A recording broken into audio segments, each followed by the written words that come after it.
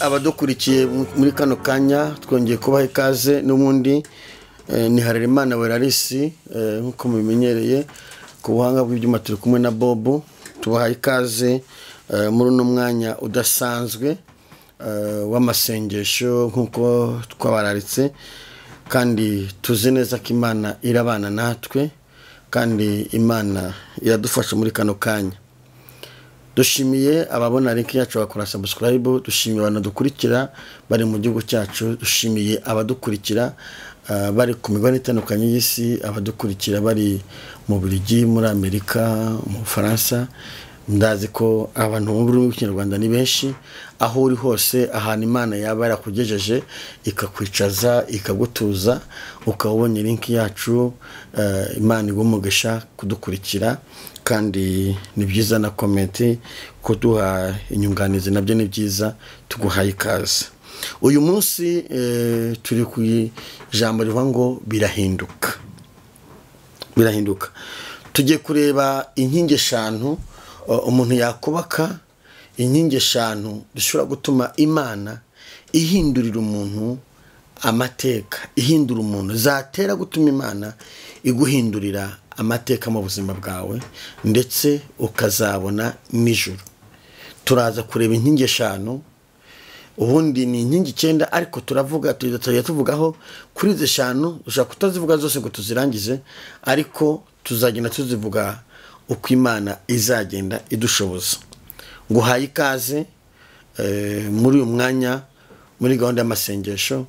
Nguhaye ikaze kandi uri mu gihugu cyacu utatubonye kuri gusengerwa, ushaka no kudusanga mu rukiriko wa gatatu. Yesu agumugesha, nabwuje ku materaniro nabyo wakunguka, wagira ibihe byiza muri wowe. Reka dusenga Imana, hanyuma turaza gusoma Itangiriro ibice 28, turasoma ku murongo wa 15. Igitabo cy'Itangiriro ibice 28 ku murongo wa 15. Mana, mu izina rya Yesu Kristo wa Nazareti, uri Imana y'ububasha, uri Imana ikomeye, uri Imana ifite imbaraga, uri Imana ifite ubutware, uri Imana yo kwizerwa, uri Imana yo kwiringirwa. Tuzi ko nta kikunanira, tuzi ko ushobora byose. Twemerera umuntu wese udukurikiye aho yaba ari hose, aho amutuje, aho amwicaje, aho mubesheje, aho mukingiye, aho bayumurindiye, twemere kugira ngo habwe umugisha nawe. Imbaraga z'Imana ziboneke kuri we, ubwiza bw'Imana buboneke kuri we. Tuguhaye ikaze Uwiteka, gubane natwe muri byose, imbaraga z'umusaraba ziganze muri byose, ukuboko kwiza kw'Imana yacu kutubeho muri byose, mu izina rya Kristo wa Nazareti. Amen. Imana ishimwe kandi Imana ihabwe icyubahiro. Twari tuvuze ngo turasoma mu gitabo cy'Itangiriro ibice 28 ku murongo wa 15. Hari ijambo rivuze ngo dore ndi kumwe nawe, nzakurindira aho uzajya hose, kandi nzakugarura muri iki gihugu, kuko ntazagusiga ntarakora ibyo nkubwiye. Dore ndi kumwe nawe, nzakurindira aho uzajya hose. Yakobo mwana wanjye, dore ndi kumwe nawe, nzakurindira aho uzajya hose. Ntacyo uzaba ntarakora. Mana ishimwe. Dore ndi kumwe nawe, nzakurindira aho uzajya hose, kandi nzakugarura muri iki gihugu, kuko ntazagusiga ntarakora ibyo nkubwiye. Imana ishimwe. Ahantu uri ahariho hose, ubuzima urimo ubwo aribwo bwose, intambara urimo izarizo zose, amakuba urimo ayariyo yose, ndajya nkubwire ko Imana iri kumwe nawe. Imana ishimwe. Imana ibwira Yakobo ngo Yakobo mwana wanjye, dore ndi kumwe nawe, nzakurindira aho uzajya hose, nzakugarura muri iki gihugu, ntacyo uzaba, suzapfa gukenyuka, nzabana nawe kugeza igihe sohoreza ibyo navuganye nawe. Imana ishimwe. Ndashaka ko tuvuga ku nkingi eshanu ushobora kugenderamo zagutera gutuma Imana ihindura ubuzima bwawe. Inkingi eshanu wagenderamo, inkingi eshanu Mukristo yagenderamo zigahindura ubuzima bwe bugahinduka, zatera gutuma Imana ihindura ubuzima bwe. Inkingi ya mbere ni inkingi yitwa gukiranuka. Inkingi ushobora kubaka igahindura ubuzima bwawe. Inkingi ya mbere ni inkingi yitwa gukiranuka. Imana ishimwe. Turi mu masengesho ngo birahinduka. Ntabwo ari ugupfa guhindura. Ntabwo Imana ipfa guhindura umuntu gusa ngo ndaguhinduriye. Imana iguhindura, ihindura amateka yawe bitewe nuko witwaye. Inkingi rero yatuma, inkingi mu nkingi eshanu ishobora gutuma Imana ihindura ubuzima bwawe, ishobora gutuma Imana igira ibyirema ku buzima bwawe. Iya mbere ni inkingi yitwa gukiranuka. Gukiranuka bitandukanye no kuba kugira aderese mu rusengero. Biratandukanye cyane. Ubu nge ndi umwadeperi, aderese yanjye ni adeperi, ariko ntabwo ariko gukiranuka. Gukiranuka ni ukureka ibyaha. Gukiranuka aho hantu uri ushobora kuba ahantu bitakwemera ngo ujye guterana. Ushobora kuba uri mu gihugu udashobora kubona urusengero, udashobora kubona ahantu uterana, ariko ntibivuze kuzagwa, ntibivuze kutazasenga, ntibivuze kutazabana n'Imana. Inkingi rero Imana ikeneye ku buzima bwawe, inkingi uzubaka izatuma ubuzima bwawe buhinduka. Inkingi ya mbere ni ugukiranuka. Imana ishimwe. Inkingi izatuma utungurana mu bantu, inkingi izatuma utungurana mu bavandimwe bawe ni ugukiranuka. Kubera Yosefu nta kindi cyamuteye gutuma atungurana mu bavandimwe be, nasagatungurwa isazi ko yapfuye, azi ko inyamaswa zamuriye, yarakoze n'ikiriyo, byararangiye. Nta kindi kintu Yosefu yibitseho. Inkingi ya mbere yazigamye, inkingi yari afite Yosefu ni inkingi yitwa gukiranuka. Imana ishimwe.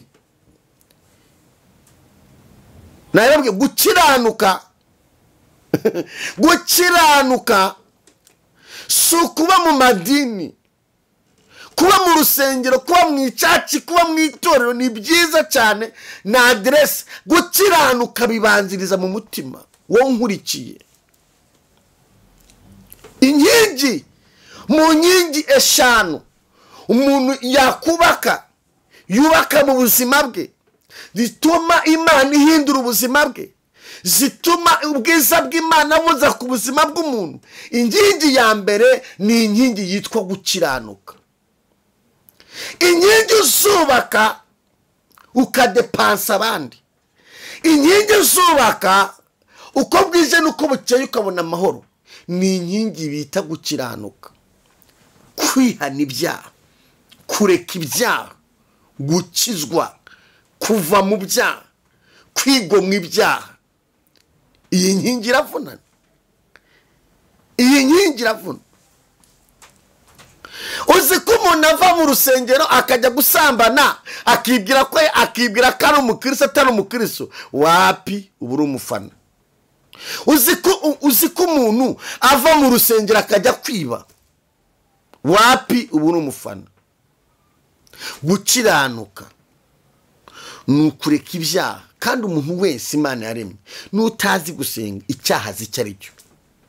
umva mwabantu mwe munkuriki n'umuntu utarageze mu rusengero ikintu cyitwa gukora nabi nicyo cyaha. Ikintu cyose ukoze neza si cyaha. Ikintu cyiza, ikintu ukoze neza ukitari nk'amanyanga si cyaha.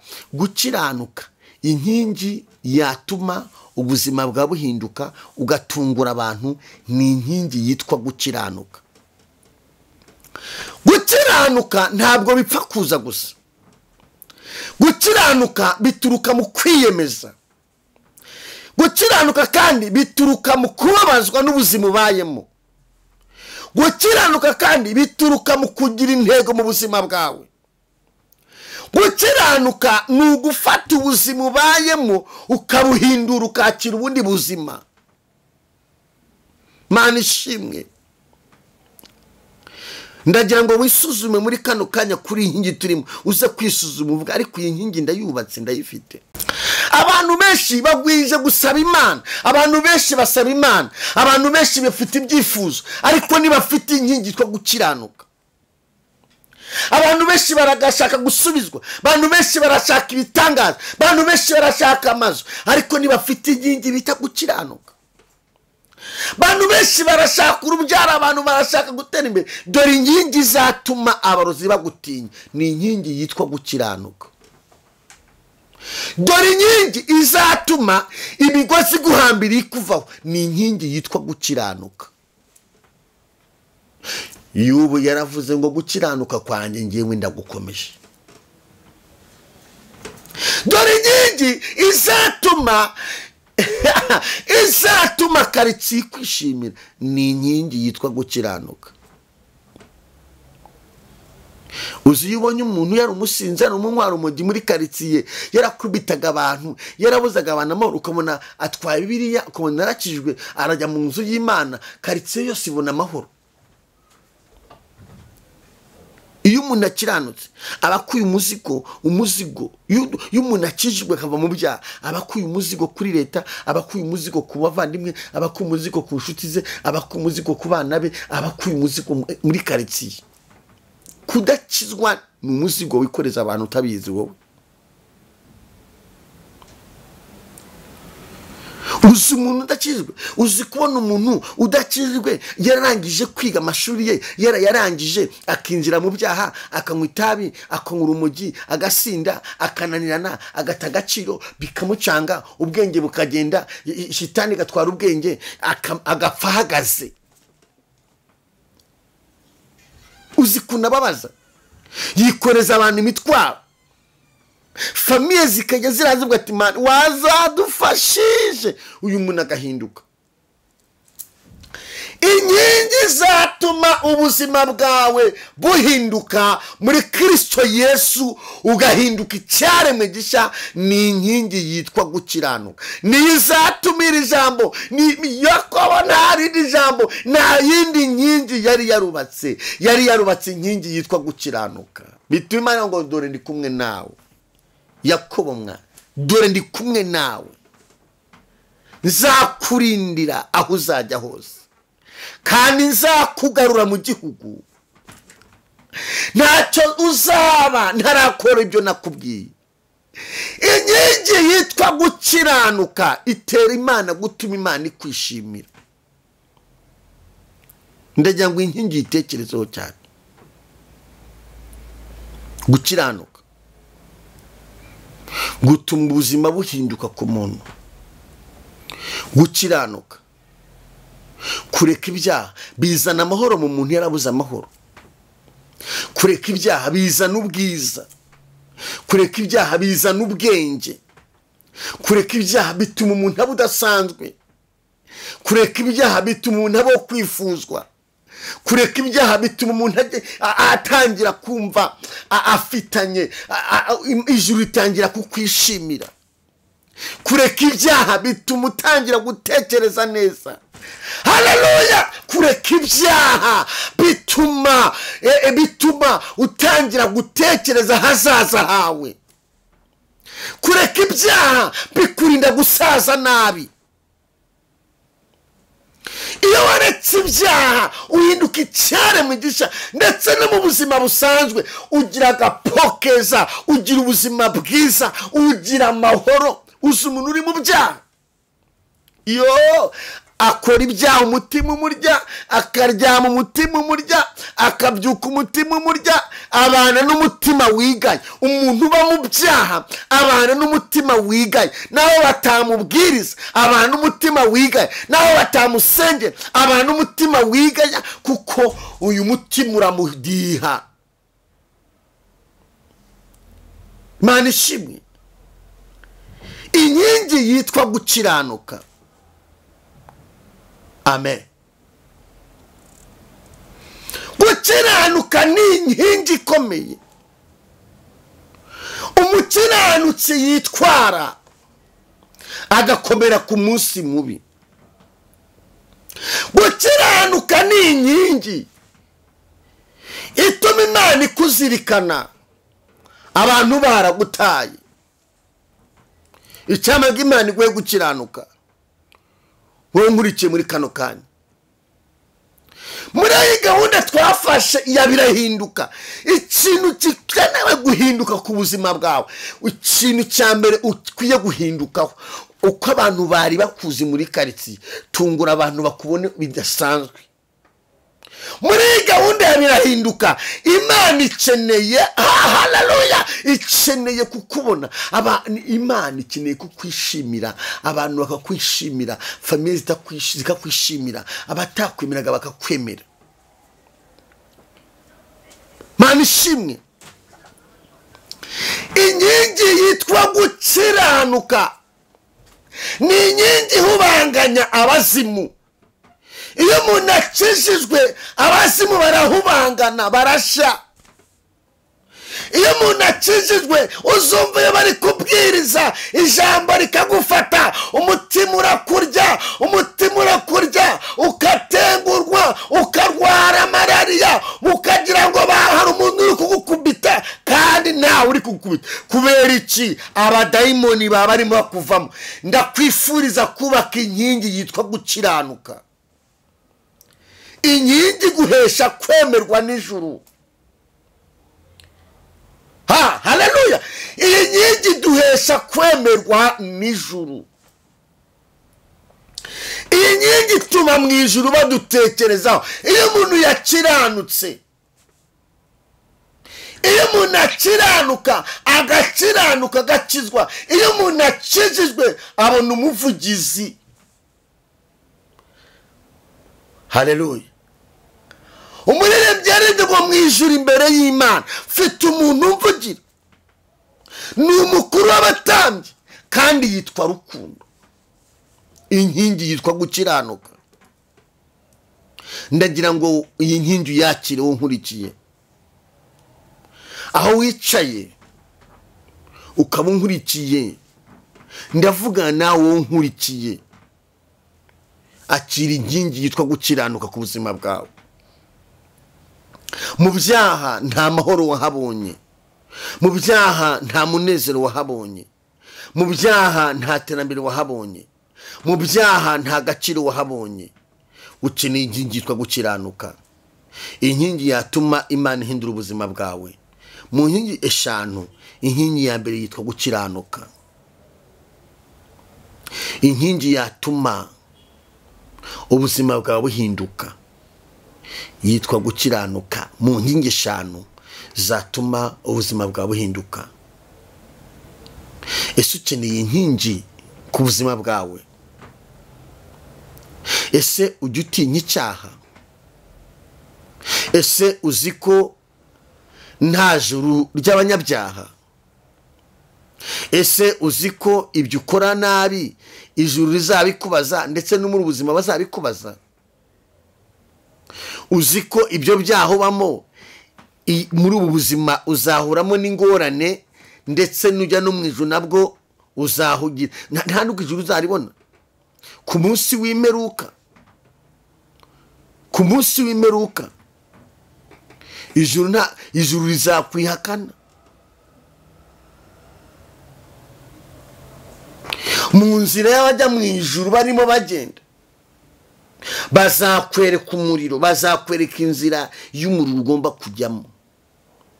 Ariko umukiranutsi, abamarayika bazamuha akazi ngo bazamuhanagura amarira, bazaguhanagura. Tuzaririmba indirimbo zitigeze ziririmbwa.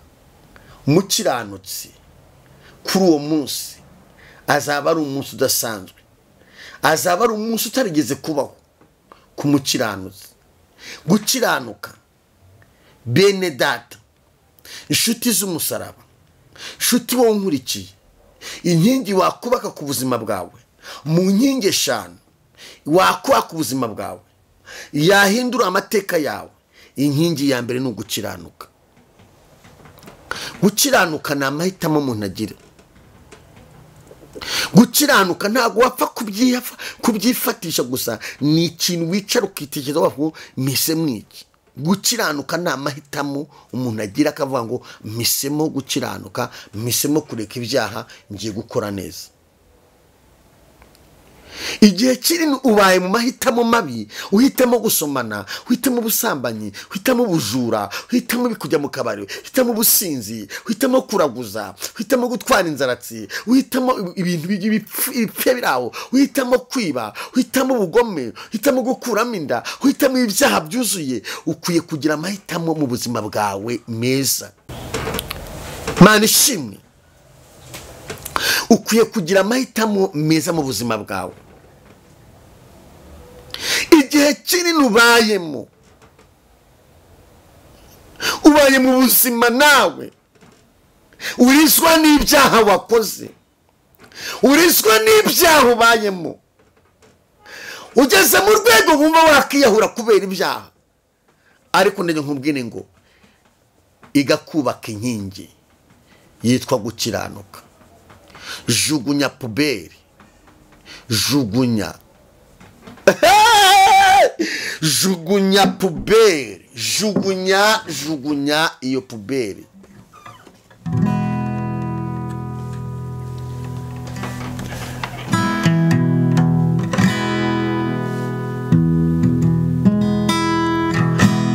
Mwijuru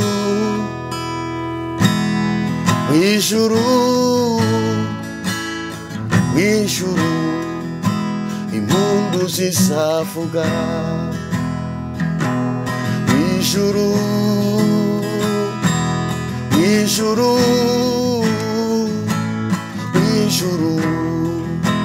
impundu zizavuga. Mwijuru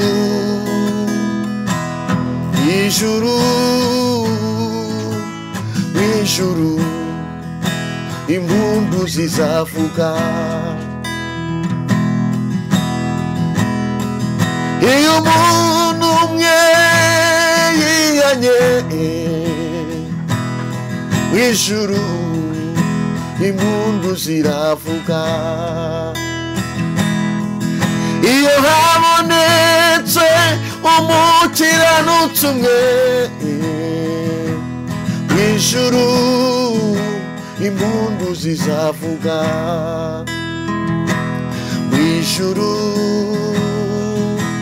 Mwijuru impundu zizavuga. Amateka yawe azahinduka. Mwijuru impundu zizavuga. Ubuzima bwawe uzahinduka. La tara sirvo. Mwijuru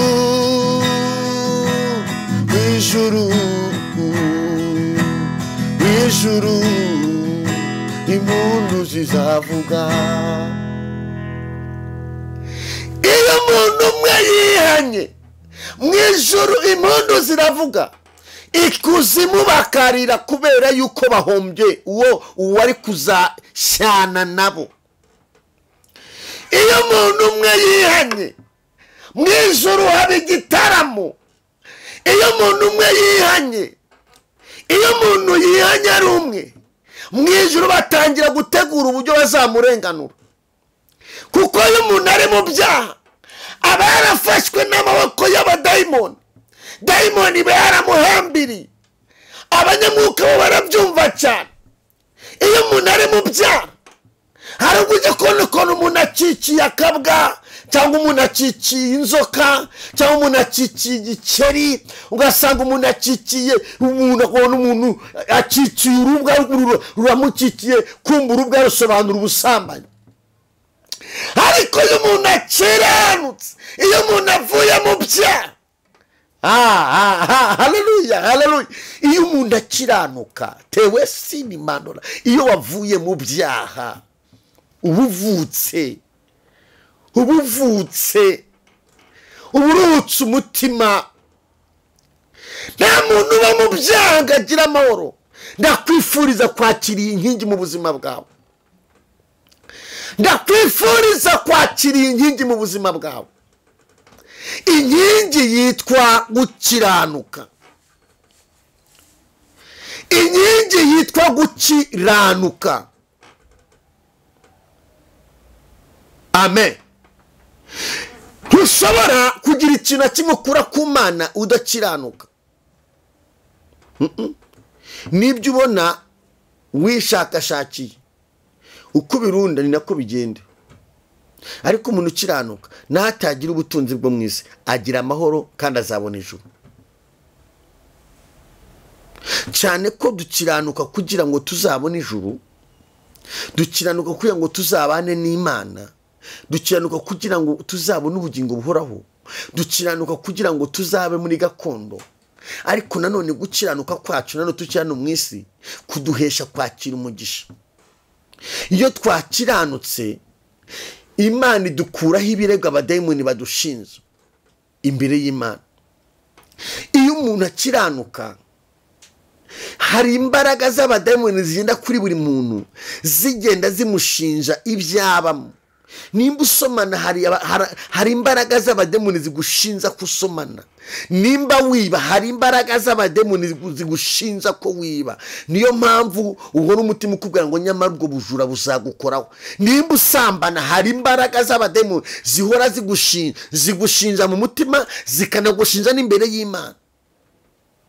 Nimba ugambana hari imbaraga z'abademoni zihora zigushinza imbere y'Imana, zigushinza mu buzima urimo. Ni nayo mpamvu umuntu uri mu byaha kumuroga biroroha. Niyo mpamvu iyo baguhambiriye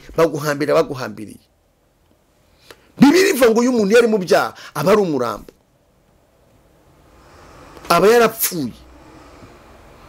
Nubwo abantu bashaka kubona ugenda ariko bo barapfuye. Iyo umuntu akijijwe arazuka, icyane ngo Yesu akuzure. Hari igitaramo uzabamo cy'umunezero. Ariko iyo umuntu akijijwe shuti, mwemere ushyira comment wowe wakijijwe. Iyo umuntu akijijwe ikintu cya mbere agira amahoro. Iyo umuntu avuye mu byaha ikintu cya mbere kimubaho yumva afite amahoro. Atari yabona amafaranga bamubwiye, agira amahoro mu buzima. Yumva umutima we uguwe neza, kumva umutima urakeye, akumva ntacyo. Ariko umuntu mu byaha ahora asikagurika. None umuntu uri mu byaha yanapfuye, yari gupfa. Iyo umuntu umunyabyaha ari gupfa arasambagurika, akagwana, akakurwa n'ibiziriko, akajya kuba n'ibintu, kubona ari guteragura imigeri, kubona ari gusakuza. Kubera iki? abarimo abona umuriro, abarimo abona hari kujya. Ariko umuntu ukijijwe, umuntu ukijijwe wapfire muri Kristo Yesu akijijwe, apfa seka. Hari nubwo agusezera akamwenyura. Ntuziri kubaza ngo ariko umuntu wanjye yabonye ijuru. Nubona umuntu atashye, akubona atashye ari guseka amwenyura, ujye umenya ngo iri joro aribonye. Ariko nubona umuntu ari gusambagurika, abari kubona bari kumwakira. Ibi buri gukora muri bino buzima bizakugaruka, n'ahazaza hawe bizakugaruka, no mu ijuru bizakugaruka. Kora ibyiza. Bibiliya iravuze ngo nukora ibyiza ntuzemerwa. Ibibi umuntu akora muri ubu buzima biramugaruka. Kandi no mu gihe cyawe mu Imana ivuze bizakugaruka. Kandi no muri ubuzima urimo uzabana n'umutima wigaya. Kora ibyiza. va mu bibi ukora ibyiza kugira ngo ubikore nuko wakira inkingi yitwa gukiranuka. Ese urashaka kwakira inkingi bita gukiranuka? Urumva ushaka kwakira inkingi yitwa gukiranuka mu buzima bwawe? Urumva ushaka kwakira inkingi mu buzima bwawe yitwa gukiranuka? Nimba ushaka kuyakira muri kano kanya, fata umwanya upfukame imbere yawe. Nimba uri mu nzu, nimba uri mu modoka ukaba utwaye, ukaba uri mu mvira ijambo, parika ku ruhande tubanze usengane Imana. Aho wicaye muri icyo gihugu, aho wicaye imbere y'amashini yawe, aho wicaye ufite telefone yawe, ushaka gukiranuka, ako kanya rikakurangara, babazwa n'ibyaha wabayemo. Numara kozwe mu byaha wabayemo, unkurikire muri kano kanya dusengane Imana, nkubwire kuntu bigenza. Kwiyahura n'icyaha, kwicira inzira n'icyaha. Emera kuyoborwa na Kristo. Yesu nakuyobora, amateka azahinduka. Amen. Imana ishimwe. Emera kuyoborwa na Kristo. Ndagira ngo muri kano kanya usubire muri aya magambo. Nimba ukeneye kwakira Yesu nk'umukiza ubuzima bwawe, birashoboka ko utatubona muri kano kanya, birashoboka ko utahita unadufatisha, ariko nimba ukeneye inkingi yitwa gukiranuka, mu nkingi eshanu zatuma ubuzima bwawe Imana ibuhindura, inkingi ya mbere ni ugukiranuka, ni ugukizwa. Baguhanurire, nushaka abahanuzi b'isi yose baguteranireho, nimba udakijijwe ntabwo uzemerwa. Nibashaka bakurambikeho ibiganza, nibashaka bagusiga amavuta ya hehe, nibashaka bazane na hehe, nimba udakijijwe ntacyo uzigera ugeraho. Kandi njya nkubwira ibyo ukora byose ujye uteganya kuzapfa, ujye uteganya ko igihe kizagera ugataha. Ko igihe kizajya ugataha, ugibaze ngo nzajya hehe. Warasambanye, umaze gukuramo inda 8, umaze gukuramo inda 10, warasambanye. Byonyine uwo ni umuvumo uzazana ku bana bawe, ni umuvumo uzazana mu rugo rwawe. Uzikuramo, nta bantu babimenya, ariko uzikuramo. Turi kuboneza urubyaro, uri umukobwa, ukugenda uziniga niko zizakugaruka. Uwo ni umuvumo. Umuvumo karande y'ubwicanyi, y'umuvumo. Ejo uzashaka ubyara umwana atangire gutera undi mwana icyuma. Ejo ushaka umuvumo karande. Ugize gukora icyaha cy'ubusambanyi, ugize no kuyikuramo, ugize no kwica. Umuvumo. Nshuti wo nkurikiye, mushiki wanjye nkurikiye, va mu byaha kuko nta mahoro abibonyemo. Ese hari ubukira abibonyemo? Ese hari amafaranga abibonyemo? Ese hari iterambere abibonyemo?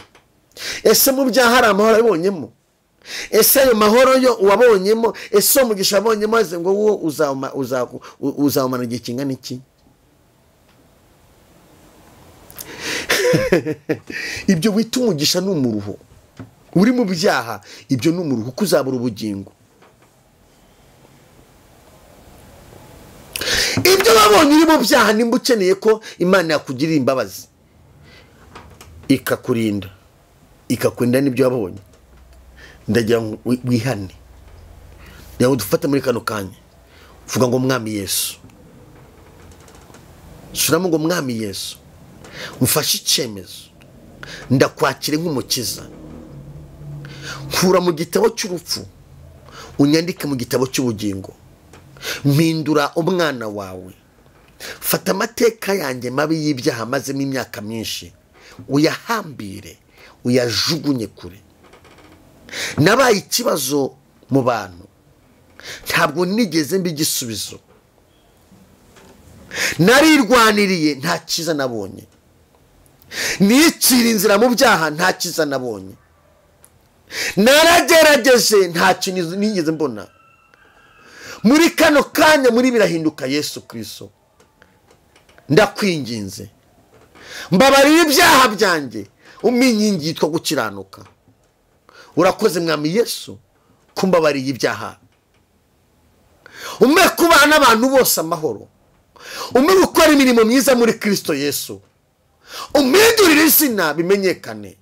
Urakoze Mana kubikoze mu izina rya Kristo wa Nazareti, amen. Ndagira ngo ngusengere.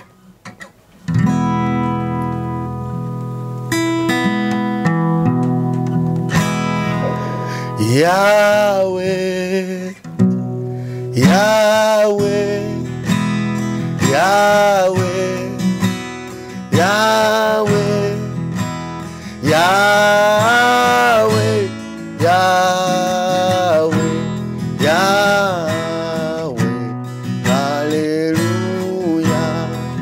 Yahweh, Yahweh, Yahweh, Yahweh, Yahweh, Yahweh, Yahweh, Yahweh, hallelujah.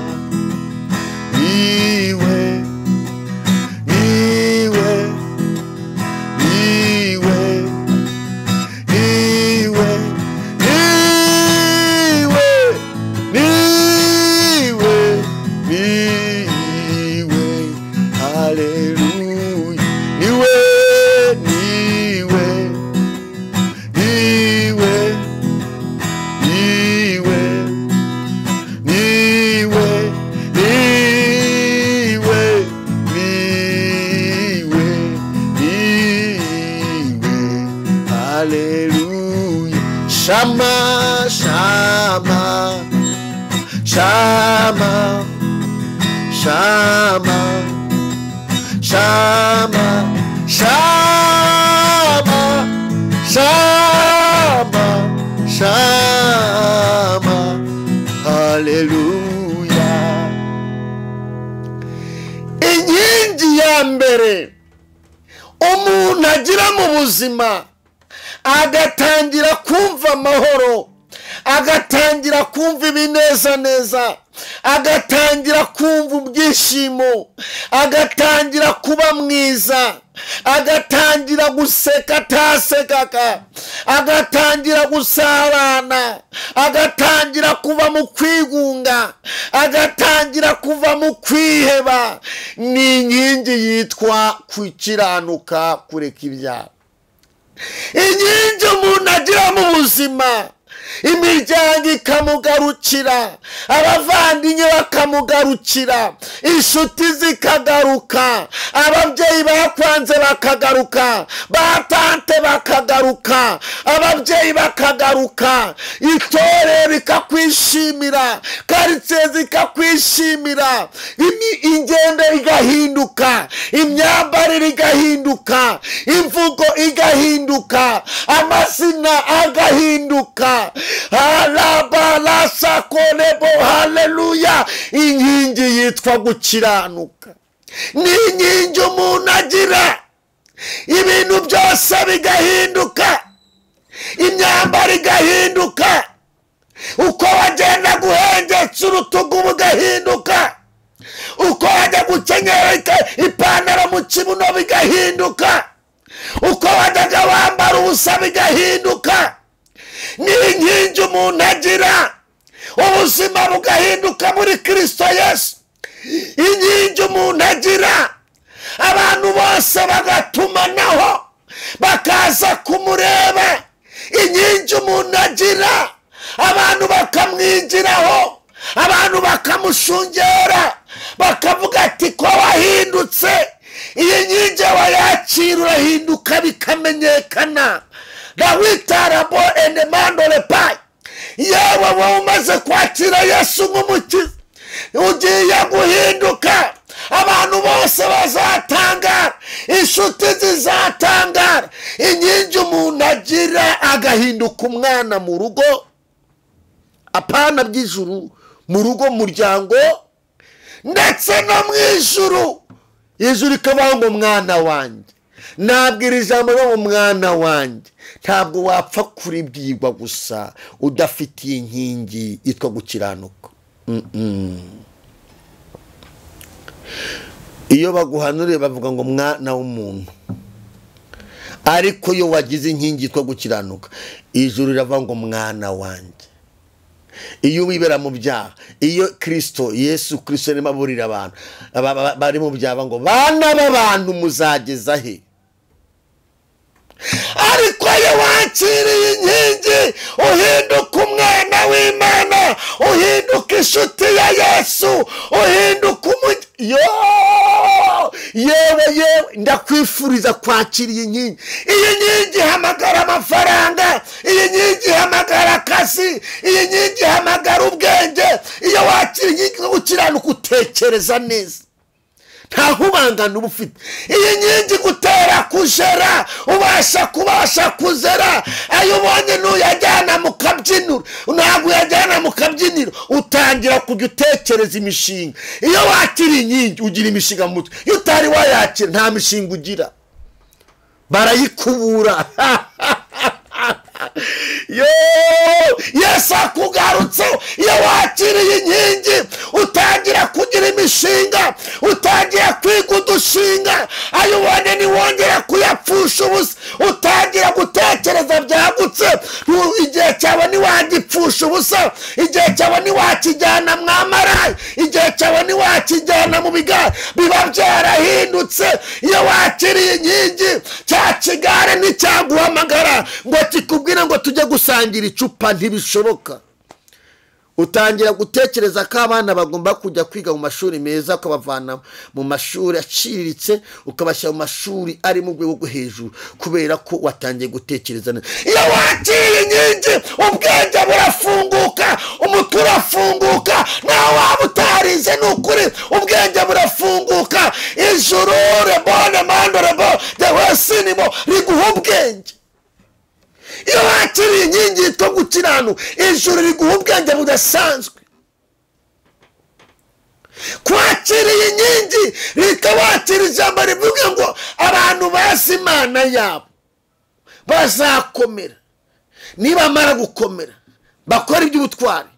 Zaburi 112 ku murongo wa mbere haravuga ngo icyavuga ngo umukiranutsi ruzagira amaboko mu isi, amaboko n'icuba. iyo wakiriye inkingi uri umubyeyi, abana bariga, abana bagira umurage mwiza. kwakiriye inkingi ko gukiranuka nukuraga abana amasezerano adasanzwe, nukuraga abana amasezerano yo kubaho, nukuraga abana amasezerano yo gutera imbere, nukuraga abana amasezerano yo kuzabona ijuru, nukuraga abana amasezerano yo kujya kwiga mu bigo bikomeye. kwakiriye inkingi yitwa gukiranuka abantu barakwifuza, ubu mujyanama abantu benshi. lewe kosi ni mando repayi. umuntu wese akubonamo ibitekerezo kubera ko wakiriye inkingi yitwa gukiranuka, ubu mujyanama w'abantu benshi.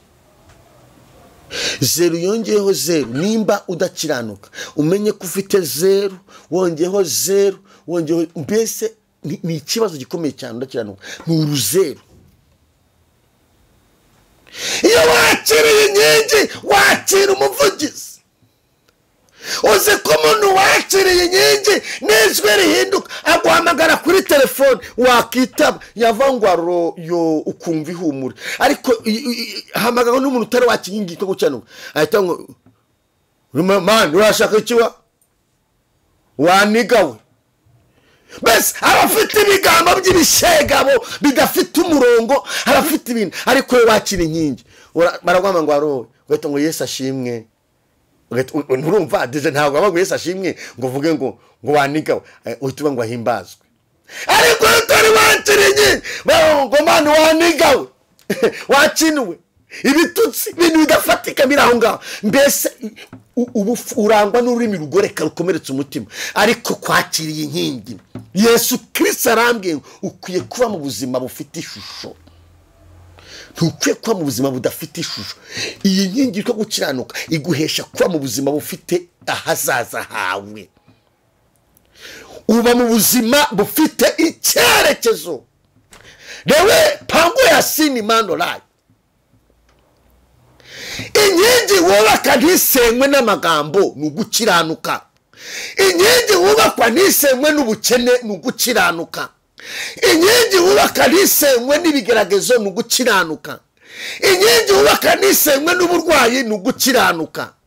Inkingi wubaka abantu ntibaguseke ni ugukiranuka.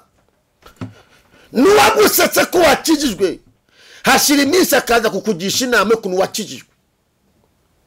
Iyo ndagira ngo nkubwire ndakomereye abadayimoni bari kukubwira ngo urayobye abo ubatsinde mu izina rya Yesu. Inkingi na izi nkingi tuzagenda tuzivuga. Izi nkingi zirakomeye. Inkingi yitwa gukiranuka. Tewe kene wasini mandole pai. Inkingi ikomeye. Inkingi twika abarozi. Inkingi twika umuriro. Inkingi twikaza ihagarika umuriro.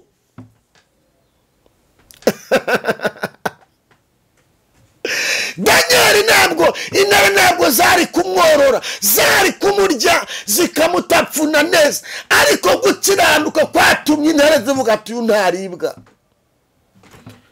Oni wasini mandole pai. Iyo umuntu akiranuka, umuntu ukijijwe ararura. Umuntu ukijijwe ntawupfa kuroga, ntawupfa gutongera, umuhimisha akazagutungura. Umuntu ukijijwe umuhimisha akazagutungura. Uravanga zicwa n'inzara z'Imana ikamugaburira. Uravanga ntazagira akazi akagira akazi. Uravanga ntazabyara akabara kubyaranye. Uravanga ntazagira imodoka akayigura. Uravanga ntazambara neza akambara neza. Uravanga ntazayarangiza akayarangiza. Kuko wohereza amahembe Imana ikayafatamira, ukohereza inzinga Imana igafatamira, ugatongera ntibimufata. Iyo ufite inkingi, uyu muntu nta muntu upfa kumuvogera. Uyu muntu umuhimisha Imana ikamuha amashimwe.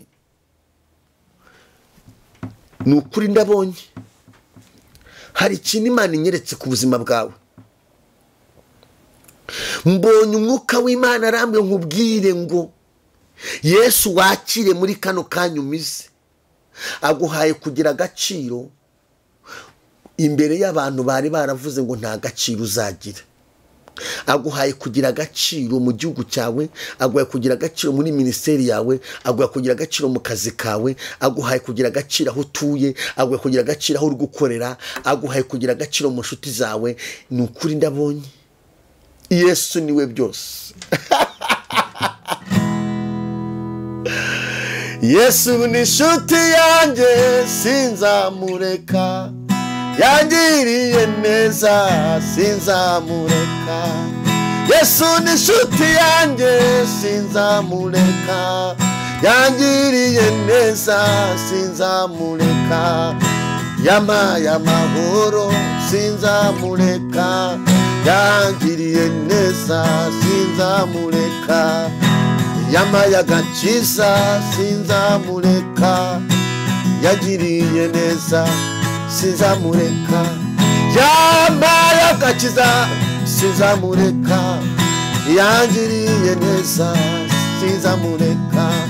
Yanduye ndushe sinzamureka, yagiriye neza sinzamureka.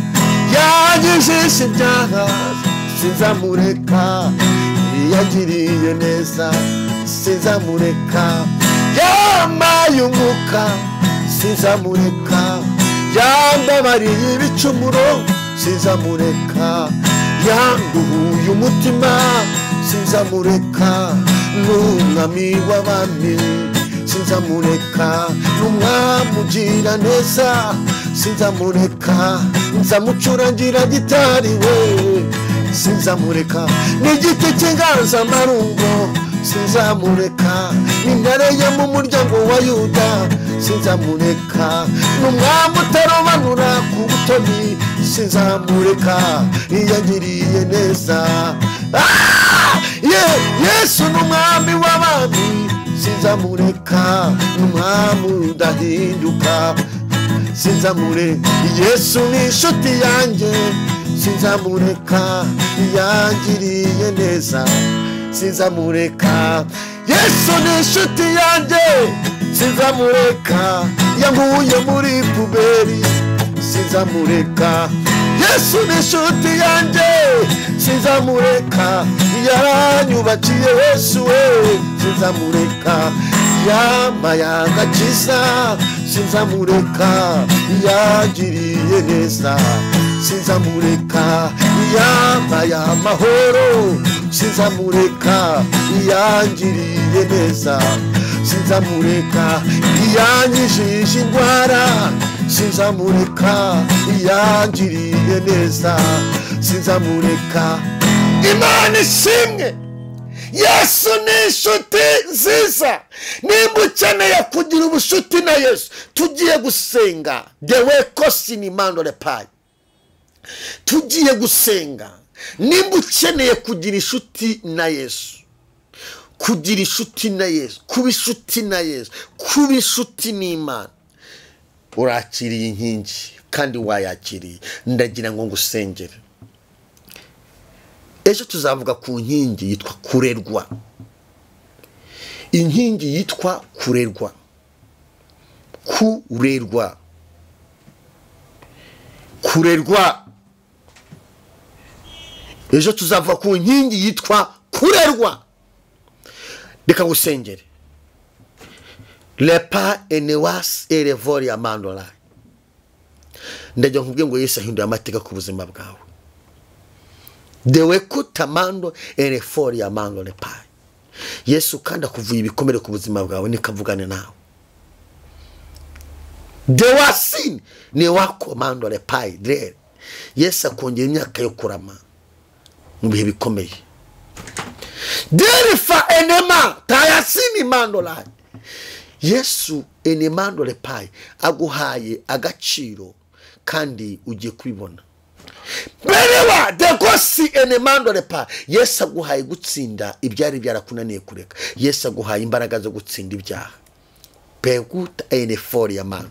Mwami ndabigira gute? Bewasiri fori ya mano la. Yesu akuraniye mu bintu bikomeye. Ni wata ene fori ya mano lepa. Kandi Yesu avuye ibikomere mu buzima bwawe.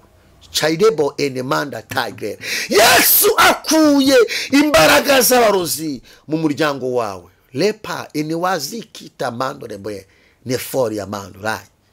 Dewa kos enemando tre. Yesu akoze ibikomeye ku buzima bwawe. Pangoya ni wezi la gere. Bonefoi demando tai. Yesu arepango newa aguhaye enefo inkingi ikomeye, aguteye inkunga muri ako kazi kugira ngo nawasi grere for ya mando. Yesu aguhaye inkingi ikomeye mu kazi kawe. Umwijima warugiye kuza mu kazi kawe lewa trerva ukuvuyeho. Yesu Kristo akurinze ikimwaro. Uyu munsi biragukomereye ariko ejo hazaboneka amashimwe. Uyu munsi urabona nta cyerekezo ariko nubuke ngo ejo hazaboneka icyerekezo. Yesu aguhaye gutumbira ijuru de kopangwe erefori ya mando naye de wesi rimando re. We mu Kristo wamenye Kristo nkurikiye, ntabwo tukitwa kugira ngo tubone ubutunzi n'amafaranga, dukitwa kugira ngo tuzabone ijuru. Hanyuma ibingibi byano mwese Yesu abiduhera ubuntu. Dewa ko ene mando rai nukizwa ibindi biraza. Mbonye mareka w'Imana akura imyanda ku buzima bwawe. Numva ngo amaso yawe agiye gufunguka arebe kandi n'amatwi yawe agiye kumva. Dewe si ene mando le pai ta eregiri fo de mando le pre.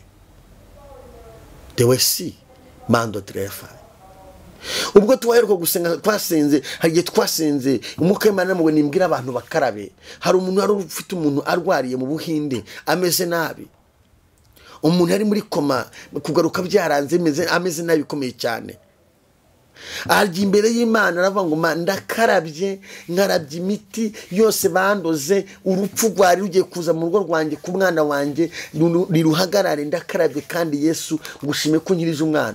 Mu gitondo duhamagara tubwira ngo Imana yankirije umwana, nakarabye Yesu yankirije umwana. Numva umwuka w'Imana ambwira ngo erega ibi byakwizingiyeho ni igihe cyo kubisiga. Pewa enema kandi impamvu ugomba kubisiga nukuriho. iyo bashobora kukuroga baba barakwishe, ntibabishoboye. Ubwo batabishoboye rero, abakurwanya kugira ngo udatera imbere, abakurwanya kugira ngo udakorera Imana, abakurwanya kugira ngo utakizwa, abagushukashuka, umwuka w'Imana arambwiye ngo aguhaye imbaraga. Yesu Kristo aguhaye imbaraga dewene fodrema zo gutsinda ibyo bishuko. Pango ya si erevo, ibishuko ni byinshi. Da ja enema la pai, ntago wagiye hanze newe kotre mando le fai ugiye gusambana ne wazikiri fo no kuryoshya.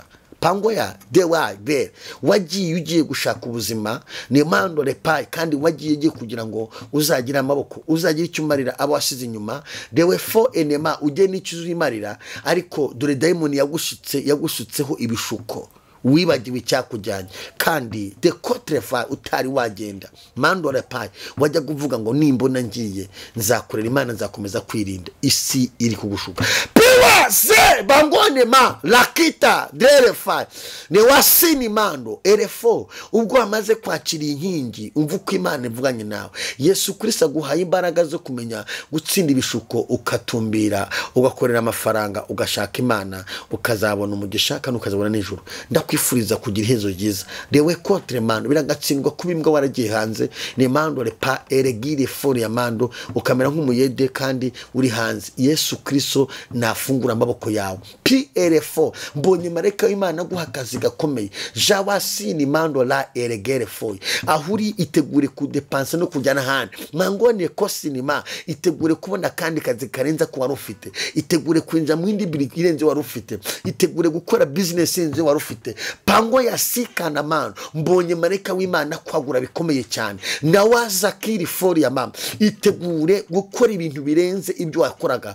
Pangone kotreva elemando le pa, kubera yuko eneman idahimoni wagushinzaga ibyaha akabazitura umugisha wawe yatsinzwe, kubera Yesu Kristo yabonye amarira enefo warize wihana. Nawasiri gerevo mando le pa, Imana ikwigisuzugura ku buzima bwawe, kandi Imana ihinduye amateka. Uzabera umugisha igihugu cyawe, uzabera umugisha umuryango wawe, uzabera umugisha itoro ryawe, uzabera umugisha abakozi b'Imana. Sisi ni mando le pa, uri umumaro, uri w'agaciro mu buzima bwawe. Komeza imbere ni heza, shitani ye kugusuzugura imbere aho ni heza. Reka dusenge. Mana mu izina rya Kristo wa Nazareti, imbaraga zawe zirakomeye, imbaraga zawe zirakiza, imbaraga zawe zirazura. Gushimiye abantu bakiriye inkingi yitwa kwakira Yesu nk'umukiza gukizwa. Inkingi mu nkingi zatuma umuntu ubuzima bwe buhinduka muri Kristo Yesu. Inkingi ya mbere yitwa kwakira Yesu umuntu agakizwa. Ngushimiye ko abantu bayakiriye babonye imiduka ku buzima bwabo, kandi ngushimiye ko bakwegesheje erewe fire sinimum. Ngushimiye ko hagaritse imbaraga z'abadayimoni, ngushimiye ko bakwegesheje uguriro amateka yabagahinduka. Mbusabe buri muntu wese imbaraga, nsabiye ababyeyi imbaraga, abankuriki bari mu gihugu cyacu mbasaba imbaraga zo gukizwa, abankuriki bari hanze y'igihugu mbasabiye imbaraga, abadespera bose mbasabiye imbaraga, abera bose kwisi mbasa imbaraga. Umuntu wese umurikiye rewe kotre mandalai ahabwa imbaraga zawe. Umuzamure mu kwizera, umuzamure mu kwizera, amateka ahinduke. Urakoze Mana kubikoze ukagereza abantu bawe mu izina rya Kristo wa Nazareti, amen. Imana ikugire neza. Wowe udukurikiye mu Rwanda ukeneye gukizwa, ugakenera kudukenera, wadusanga mu Rukiri kuri ADPR, niho wadusanga kwa gatatu cyangwa se kwa gatanu cyangwa se ku cyumweru.